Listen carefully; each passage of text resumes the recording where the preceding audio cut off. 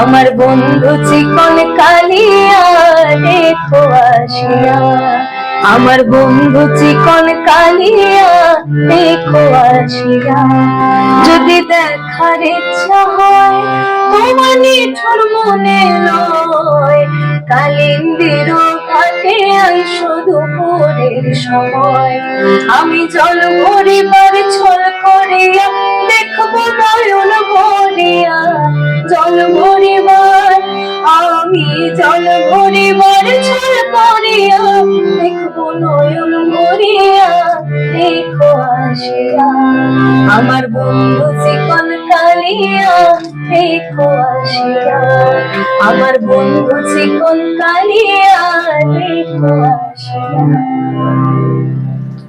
আমাদের বর্ধমানের মেয়ে, বর্ধমানের মেয়ে হলেও উনি এমন পর্যায়ে মানে এমন পর্যায়ে গান করে গায়িকা, আমাদের গোটা বাংলার দক্ষিণবঙ্গ থেকে উত্তরবঙ্গ, যেটা মেদিনীপুর, বীরভূম বা জলপাইগুড়ি, যে কোনো জলসার মঞ্চে সে যখন গান করে 14-15টা গান হয়ে যাওয়ার পরও সে যখন ভাবছে যে আমি এবার গানটা শেষ করি, আরো শিল্পী আছে, তাও কিন্তু দর্শকরা তাকে বলে যে আরো গান শুনতে চাই, আরো কিছু গান শুনতে চাই। এরকম একজন শিল্পী, তার কাছে আমরা এসছি তার গান শুনবো বলে। কিন্তু আমরা তো আজকে অত গান শুনতে পারবো না, আমরা আজকে পিয়ালি পালের কিছু গান শুনবো, তার সঙ্গে কিছু আলোচনা করব, তার কিছু কথা শুনবো আমরা।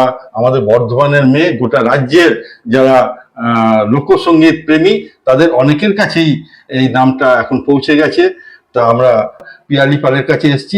আমরা প্রথমেই যেটা ওর কাছে আর কি জানতে চাইবো সেটা হচ্ছে এই যে গানের যে এগিয়ে চলা, আজ বর্ধমান ছাড়িয়ে মেদিনীপুর কি বীরভূম কি জলপাইগুড়ি বিভিন্ন জলসার মঞ্চে এই যে গান করে চলা, এর প্রথমে শুরুর দিকটা কিভাবে হয়েছিল? প্রথমে আমার বাড়িটা গান বাজনার একদম বলা যেতে পারে, মানে গান বাজনার বাড়ি। কেন বলছি, কারণ ছোটবেলায় বাবা ভীষণ ভালো ঢোল বাজাতেন এবং ঠাকুমার খুব ইচ্ছে ছিল যে বাবাকে শেখাবে গান, তো সেটা সময় হয়নি। কাকাও খুব ভালো খোল বাজাতেন। তারপরে আমার দুই দিদি আছে, তাদেরকে গান শেখানো হয় এবং ছোটবেলা একদম মানে আমি জন্ম থেকে শুনছি যে দিদিরা গান গায়। তো তারপর একদম আমি সবে বসতে শিখেছি, হারমোনিয়ামে হাত পেতাম না, তখনই আমার গানে ঢুকিয়ে দেওয়া। সেই ছোট্টবেলা থেকে গান চলছে। তখন রবীন্দ্রসঙ্গীত যেমন ছোটবেলায় সবাই শেখে, নজরুল গীতি, আধুনিক সমস্তটাই শিখতাম, তবে রবীন্দ্রসঙ্গীতের উপর একটু বেশি আমার চর্চা ছিল। কি দিদিদের কাছ থেকে হারমোনিয়াম শেখা? না, আমার দিদিরা যার কাছে শিখেছিল, মৌসুমী রায়, যাকে বর্ধমানে সবাই জবা দি বলেই জানে, তার কাছেই আমার প্রথম হাতে খড়ি গানের। এবং সেখানে তার হাতেই আমি আমার প্রথম গান শুরু করি এবং তার কাছে শিখতে শিখতে আমি বিভিন্ন জায়গায় রবীন্দ্রসঙ্গীতের অনুষ্ঠান করতাম। তখন আমি এক জায়গায় গিয়ে লোকগান শুনি এবং সেখান থেকে প্রভাবিত হয়ে ক্লাস 7 থেকে আমি লোকগানটা নিয়ে চর্চা করছি। মানে সেই সময় বাড়ির কি কোনো অনুপ্রেরণা ছিল যে না এই ধরনের গান, মানে যেহেতু বাড়িতে গানের একটা চর্চা ছিল, বাড়িতে অনেকেই বাদ্যযন্ত্র বাজাতে পারতেন, মিউজিশিয়ান ছিলেন, তাদের কি কোনো অনুপ্রেরণা ছিল যে এই লোকগীতি গাওয়ার জন্য? আমি ছোট থেকে ঠাকুমার সাথে বিভিন্ন পালা গানের অনুষ্ঠান, বাউল অনুষ্ঠান শুনেছি, বড় হয়েছে, আমার ভীষণ ভালো লাগে সেগুলো। এখনো চেষ্টা করি যদি পাই কোথাও শুনতে। তো অসীম সরকার, আরো যারা কবিয়াল আছে, সবার গান শুনে বড় হওয়া। তো তখন মানে ঠাকুমা, দাদু ভীষণ ভালো গাইতেন। তো তাদের একটা ইচ্ছে, তাদের চেষ্টা, আর এখন সম্পূর্ণটাই আমার বাবা মায়ের আর কি আমার পিছনে সাপোর্ট, না হলে আজকে যতদূর আসাটা হতো না। বাবা মায়ের পর বাড়ির অনুপ্রেরণা, দিদিদের গান শুনে বড় হওয়া, তার পরবর্তী পর্যায়টা কি ছিল? গান গাওয়ার পর মানে আমার বাবার আর আমার দিদিদের ভীষণ ইচ্ছে ছিল যে আমি রবীন্দ্রভারতী বিশ্ববিদ্যালয় থেকে আমার বাকি সাংগীতিক জীবনটা এগিয়ে নিয়ে যাই, পড়াশোনাটা। তো তখন রবীন্দ্রভারতী বিশ্ববিদ্যালয়ে আমাকে ভর্তি করা হয়। আমি গ্রাজুয়েশন, মাস্টার্স সবই ওখান থেকে করি এবং তখন ওখানে গিয়ে আমি আমার গুরু শ্রী অভিজিৎ বসুকে ওখানে পাই।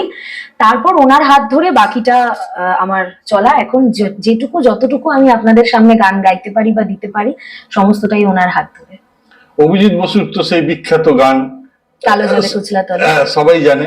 তারপরে অভিজিৎ বসুর সেই আজ ফাগুনে আগুন লাগে, হ্যাঁ, আরো এরকম অনেক বিখ্যাত গান। আমরা অভিজিৎ বসুর গানও অনেক বর্ধমানে বর্ধমান উৎসবে ওনার শুনেছি। এই ওনার কাছ থেকে কি মানে এই লোকগীতির বিশেষ বিশেষ ধারাগুলো যে এখন যেগুলো তুমি বিভিন্ন জায়গায় দর্শকদের শ্রোতাদেরকে মুগ্ধ করছো, এটা কি সব ওনার কাছ থেকেই পাওয়া? উনি আমাদেরকে শিখিয়ে দেন যে একটা স্টেজে আমরা যখন একটা মঞ্চে আমরা পারফর্ম করি, তো আমাদের কতটা প্রেশার সেখানে রাখতে হয়। লোকগান একদম গলা খোলা, মন খোলা, প্রাণ খোলা। তো কিভাবে মানুষের সাথে কমিউনিকেট করব, আমাদের যারা আমাদের গান শুনতে আসে, যারা আমাদের ভালোবাসে, তাদের কাছে সেই ভালোবাসাটা কিভাবে পৌঁছে দেবো, সেটা ওনার হাত ধরেই শেখা। আর উনি এখনকার দিনে চলতে গেলে সব ধরনের গানই গাইতে হয়, কিন্তু উনি সেই রকম গান, স্টেজে গান না, উনি একদম প্রকৃত যে লোকসঙ্গীত সেটা, সেই ধারাকে এগিয়ে নিয়ে চলেছেন এবং নতুনত্ব ভাবে তিনি তার প্রভাব বিস্তার করছেন।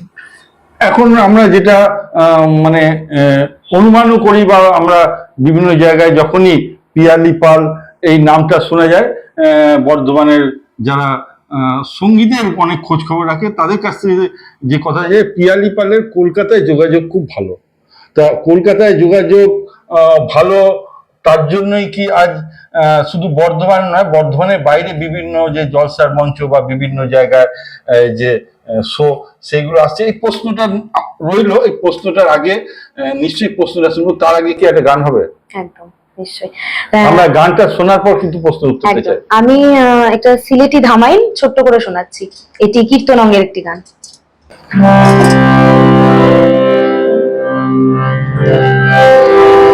শুধু ধ্বনির কিনারায় সোনার নূপুর দিয়া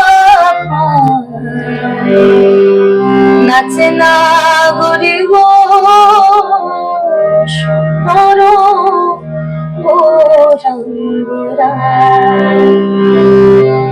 সুরধ্বনির কিনারায় সোনার নূপুর দিয়া পায় নাচে না গরে গো সুন্দর গোরাঙ্গরা, এগো সুন্দর গোরাঙ্গরায় নাগরে গো সুন্দর গোরাঙ্গরায়।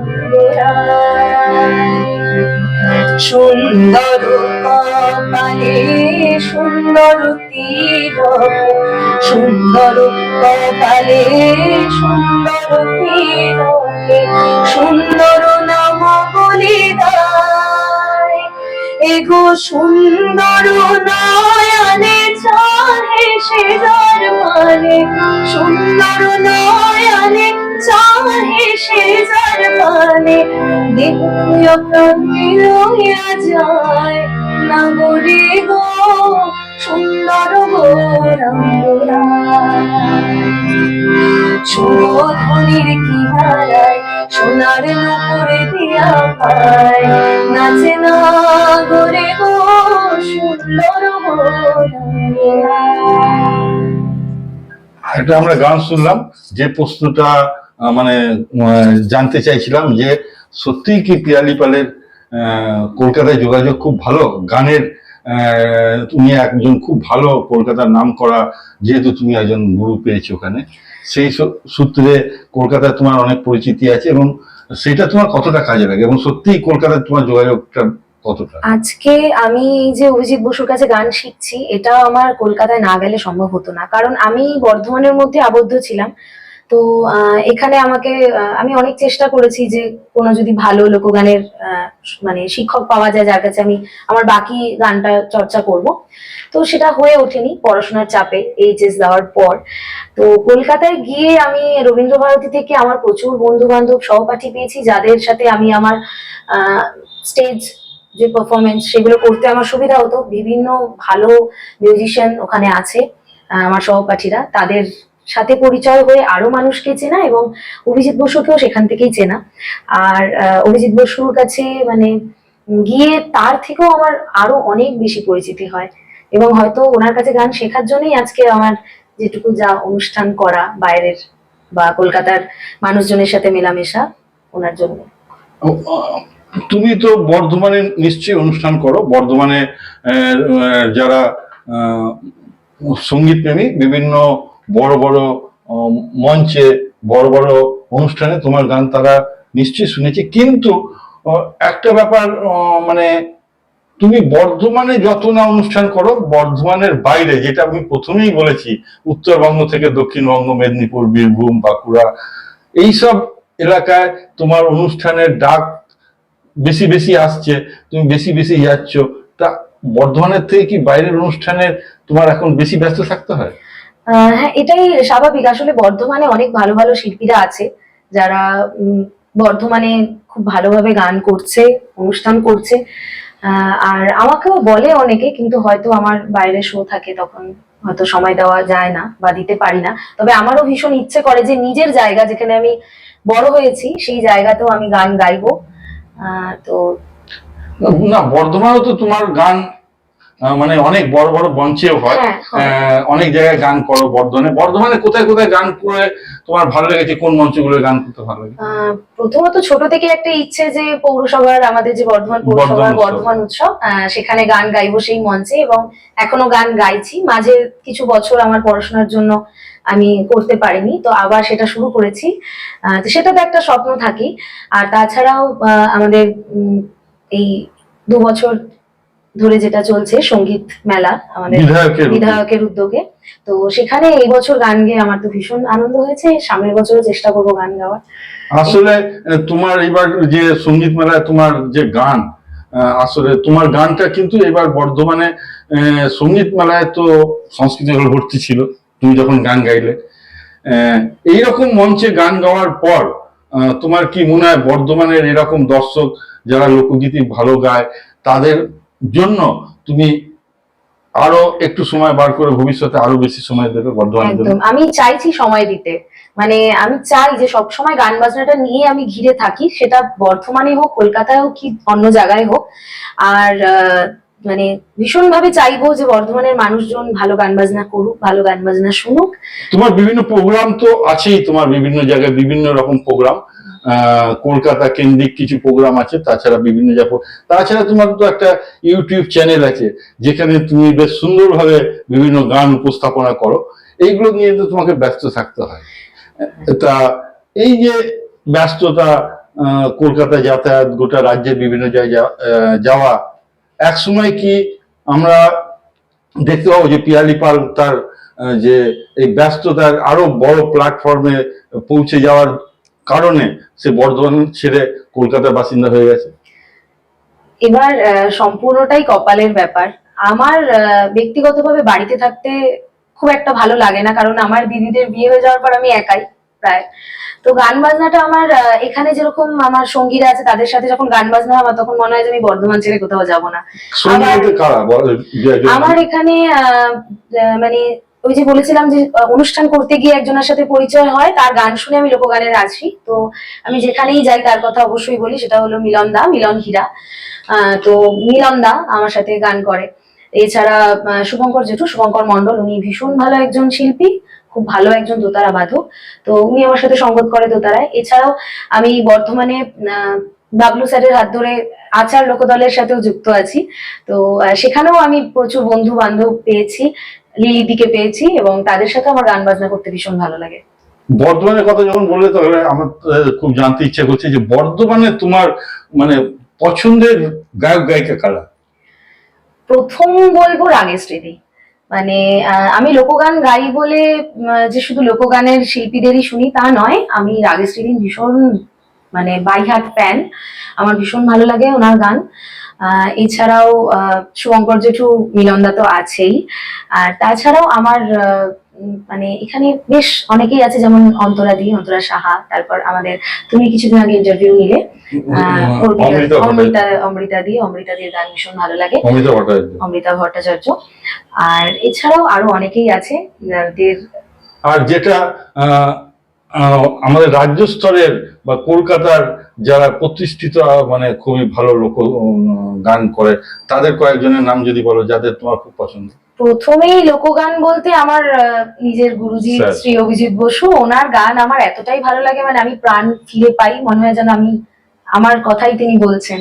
গানের মাধ্যমে। এটাই আসলে আমাদের লোকগানের মূল উদ্দেশ্য, মানুষের সাথে কমিউনিকেট করা। আর তারপর অবশ্যই জয়তী চক্রবর্তী, এছাড়া এই মন্দির গানও ভালো লাগে, আর সাত্তকী ব্যানার্জি, ওনার গান ভীষণ ভালো লাগে।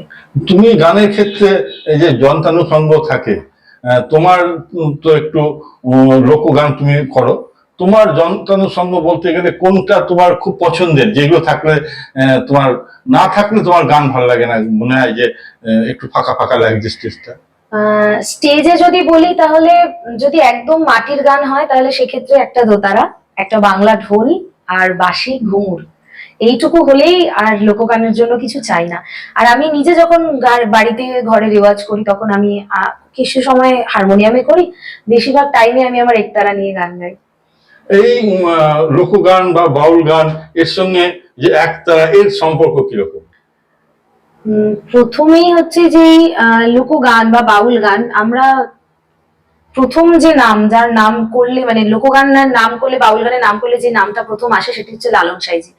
তো লালন সাঁইজিকে আমরা দেখেছি, মানে তাকে তো সচোখে দেখা হয়নি, তার একটা প্রতিবিম্ব আমরা ধারণা করতে পারি। তো তার হাতে একতারা, এবং তার থেকেই বাকি যারা এখনকার দিনের প্রতিষ্ঠিত নামকরা যারা বাউল সম্রাট আছেন তাদের হাতে একতারাটা থাকে। আর আমার মনে হয় যে তাদের ওই শুদ্ধ যে গান, যেটা মানুষের মনকে আকর্ষণ করে নেয়, তাতে ওই একতারার সুরটাই যথেষ্ট, এর বাইরে আর কিছু দরকার। তার সাথে বাঁশি তো আছে। এবার একজন শুধু একতারা নিয়ে গায় বাউল, একজন শুধু একতারা নিয়েই গাইছে, তার আর আলাদা করে বাঁশির দরকার পড়বে না। যেমন আমরা বোলপুর যেতে দেখি, একদম আমাদের খোয়াইয়ের হাটে যেরকম বসে থাকে গাছতলায়, শুধু একতারাতে গান গাইছে, সেটাই যেন মানে আমাদের প্রাণ ফিরে পাই। সেটা শোনার জন্য কত লোক যাচ্ছে। হ্যাঁ একদম, মানে সেই গান শুনবে বলে এখন।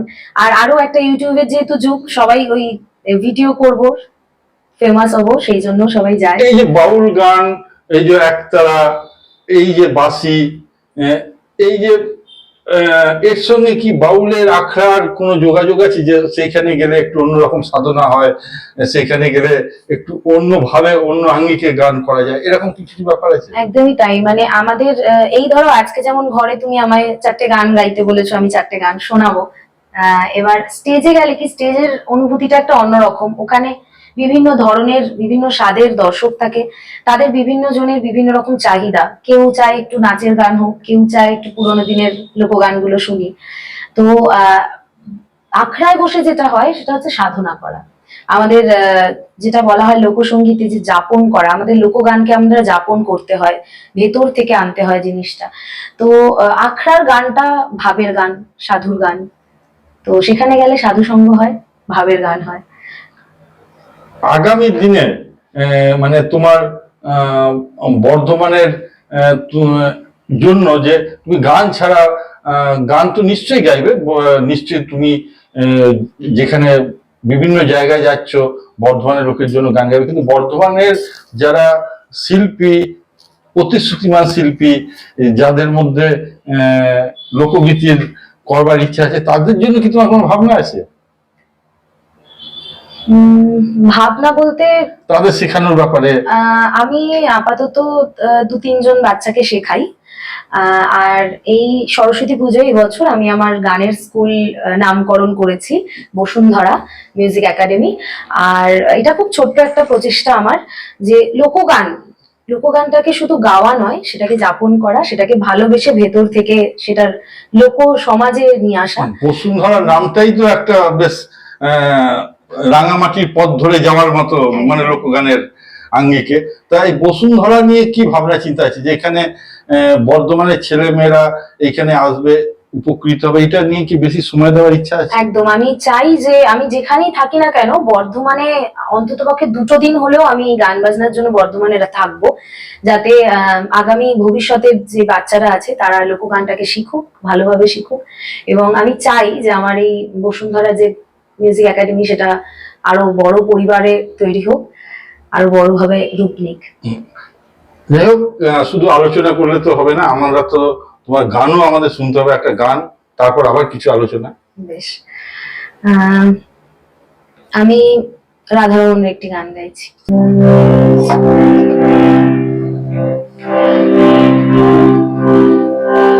কেন পীড়িতে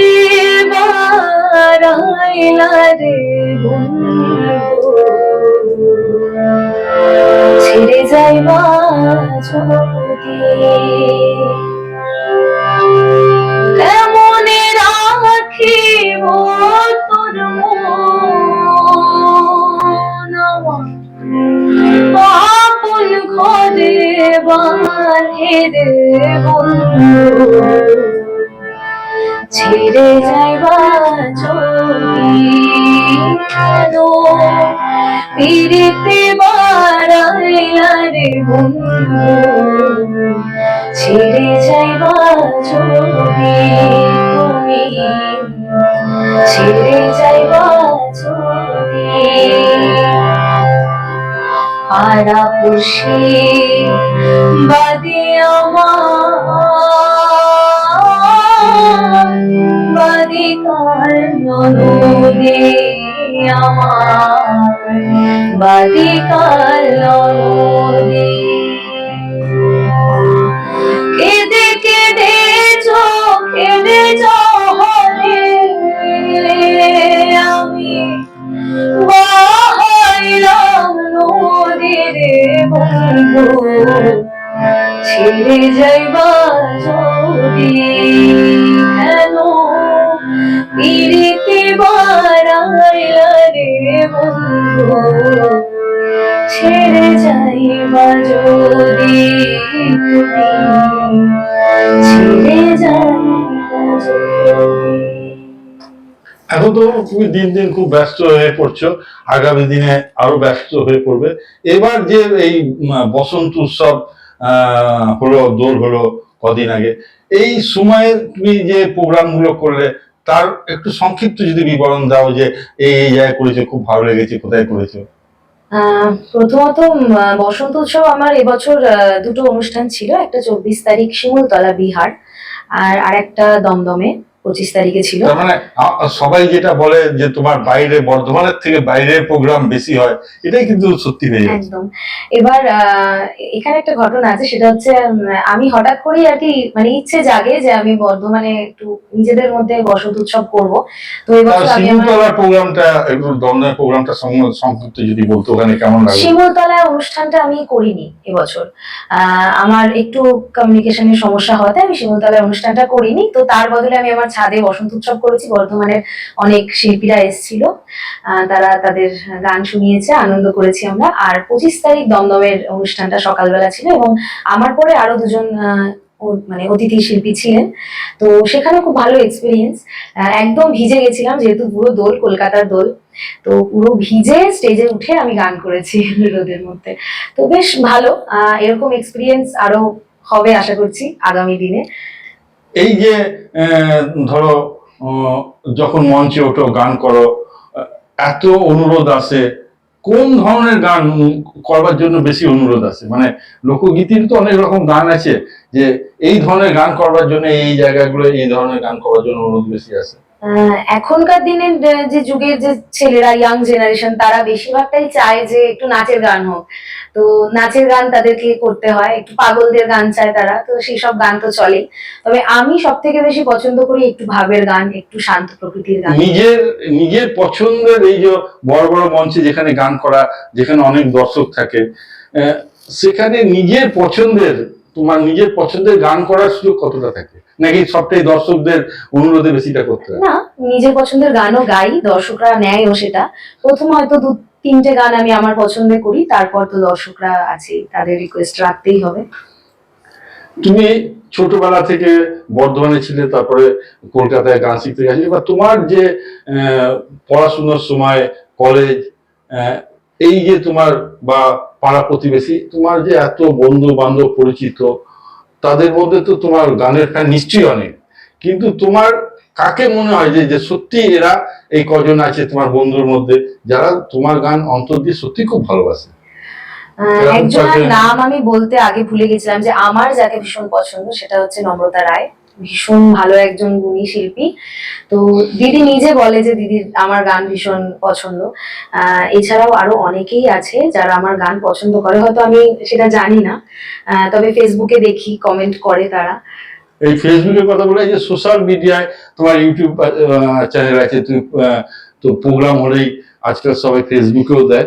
এই ফেসবুক থেকে তোমার কি মনে হয় যেটা পাওয়া যায়, যে এত প্রশংসা, এটা সত্যি কি ওটা তো প্রশংসা একটা টিপলি চলে আসে, ভেরি নাইস নাইস, তারা কি সবাই পুরো গানটা শুনে দেয় নাকি দিতে হলে দেয়?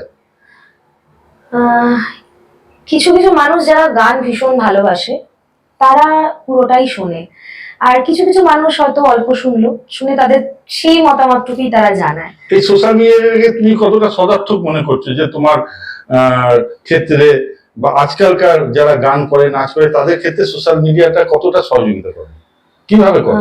সোশ্যাল মিডিয়া এমন একটা প্ল্যাটফর্ম এখন যে আমাদের এই করোনার পর থেকে প্রচুর বাচিক শিল্পী বেরিয়েছে, অনেক অনুষ্ঠান এখন বেড়ে গেছে, আর খুব ভালো ভালো শিল্পীদের আমরা আনতে পেরেছি সবার সামনে। তো এটার একমাত্র কারণ হচ্ছে সোশ্যাল মিডিয়া। গোটা লকডাউনে যদি ফেসবুক আমাদের সাথ না দিত বা ইউটিউব সাথ না দিত তাহলে এত প্রতিভা হয়তো বেরিয়ে আসতো না। এমন আমি যেরকম অনেক সময় আছে বাইরে অনুষ্ঠান করতে যাই, হয়তো বাবাকে নিয়ে যেতে পারি না, বাবা ভীষণ গান পছন্দ করে, আমার সমস্ত অনুষ্ঠানে বাবা যায়। তো সেই জায়গাতে গিয়ে সোশ্যাল মিডিয়ার থ্রুতে বাবা বাড়িতে বসে আমার গানটা শোনে। তো এটা একটা খুব মানে ভালো দিক। আমার বন্ধুরা, তোমার ইউটিউব চ্যানেলে দেখলাম আমরা যে খুব সুন্দর পরিকল্পিত ভাবে তুমি এটা করার চেষ্টা করো। তা গান তো তুমি করছো, কিন্তু ওই যে ক্যামেরাম্যান, পরিকল্পনা, জায়গা নির্বাচন, এই যে টোটাল ব্যাপারগুলো, এগুলো কি তোমার কোনো পরামর্শ দেওয়ার কেউ আছে? হ্যাঁ আছে, আমার এক বন্ধু আছে কাছের, আমার গুরুজির থেকেই আমার পাওয়া তাকে, গুরু ভাই আমার অনিন্দ রুজ, সেও ভীষণ ভালো একজন শিল্পী। তো তার পরিচিতিতেই আমার অনেকটা পরিচিতি বেড়েছে কলকাতায় আরো, এবং সে সবসময় আমার পাশে থাকে আমার সমস্ত কাজকর্মে। আমার এই ইউটিউবে যে তোমার গানগুলো, তার পরিকল্পনা দেখে অনেকটাই তার। একদম, আমার রেকর্ডিং স্টুডিওতে আমার মানে যাতে ভয় না লাগে, আমার স্টেজে যতটা আমি ফেয়ারলেস থাকি, আমি যখনই স্টুডিওতে ঢুকি আমার ভীতিটা ততটাই বেড়ে যায়। তো ও সবসময় আমাকে বলে যে তুই গা, ঠিক হচ্ছে। তো ও ঠিক ভুল কতটা, কোথায় কি গাইতে হবে কিভাবে, ও সেটা আমাকে দেখিয়ে দেয়। যে প্রতিশ্রুতিমান ছেলে মেয়েরা, ধরো যার বাবা মা হয়তো গান ভালোবাসে, ছেলে মেয়েদের চায় তারা গান করুক, বা বিশেষত লোকগানের উপর তাদের হয়তো একটু বেশি ভালোবাসা আছে, সেই ছেলে মেয়েদের যারা লোকগান করে আগামী দিনে ভালো জায়গায় যেতে যায়, তাদের প্রতি তোমার যদি সংক্ষিপ্ত কোনো পরামর্শ থাকে? একটাই কথা বলবো, প্রচুর প্রচুর গান শুনতে হবে। স্টেজ শো করার জন্য সারা জীবন পড়ে আছে, ভালো গান শুনো, ভালো গুরুর কাছে শিক্ষা নাও, আর ভালোবেসে গানটা করো, ব্যাস এটুকুই বলার। আর শিক্ষার্থী তো আছেই, তোমার বিভিন্ন জায়গায় গান করতে গিয়ে কি মনে হয় যে অন্যান্য গান, যেটা রবীন্দ্রসঙ্গীত আছে, নজরুলগীতি আছে, সিনেমার গান আছে, আধুনিক গান আছে, সেইখানে দর্শক শ্রোতাদের মধ্যে লোকগীতির প্রতি টান কিরকম, কত শতাংশ হতে পারে? যে অর্ধেকের বেশি শ্রোতা লোকসঙ্গীতে শুধু পছন্দ করে, বা এরকম? আসলে আমরা যখন কোনো অনুষ্ঠানে যাই তখন আমাদের স্পেসিফিকলি বলাই থাকে যে আজকের সন্ধ্যাটা লোকগানের সন্ধ্যা, তো যারা লোকগান পছন্দ করে তারাই সেখানে আসে।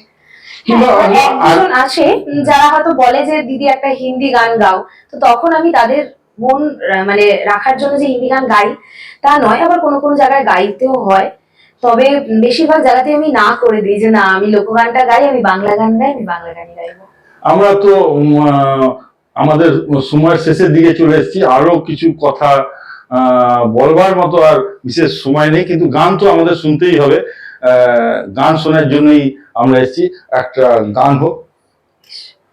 আমি যে গানটি গাইছি এটি একটি ঝুমুর গান। আরে হে ঘোড়ার নদীতে মান পড়িল, হতে দিলে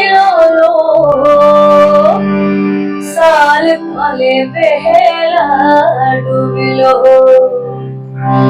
সাল তলে বেলা ডুবিল, দিদি লীল হলো, সাল তলে বেলা ডুবিল, সাল তলে বেলা ডুবিল, দিদি লীল হলো, সাল তলে বেলা ডুবিল। আরে লেগে দিদি লীল হলো, লীল হলো, লীল হলো, সাল তলে বেলা ডুবিল।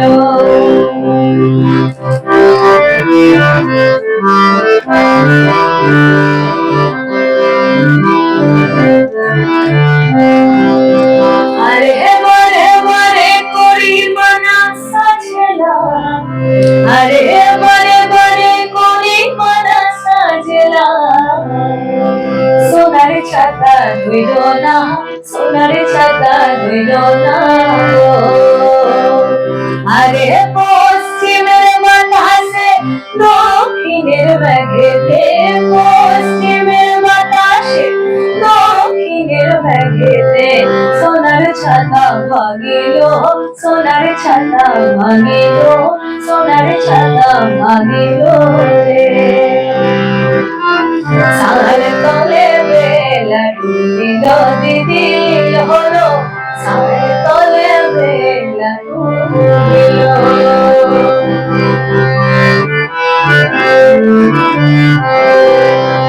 আরে মাঘ মুন্ডির পাহাড়ে মারাম গুরু আহারে মাঘ মুন্ডির পাহাড়ে মারাম গুরু আহারে হাঁটু জলে পরহানরে কাপড় ভিজে গেল আরে হাঁটু জলে পরহানরে কাপড় ভিজে গেল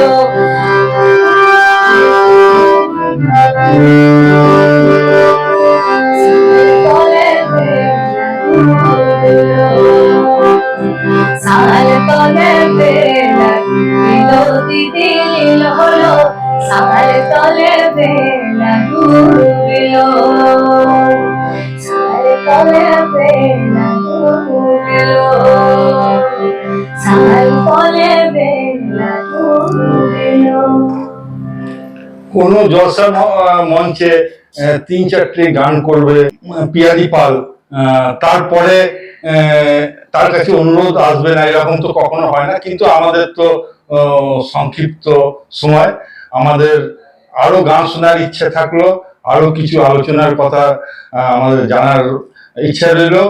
কিন্তু আমাদের আজকের যে অনুষ্ঠান, যে আমাদেরকে সময় দিয়েছে পিয়ালি পাল, সেই পিয়ালি পাল সময় দেওয়ার জন্য বর্ধমান টুডে ডিজিটাল মিডিয়ার পক্ষ থেকে ওনাকে ধন্যবাদ জানাই। আমরা নিশ্চয়ই আবার আসবো গান শোনার জন্য।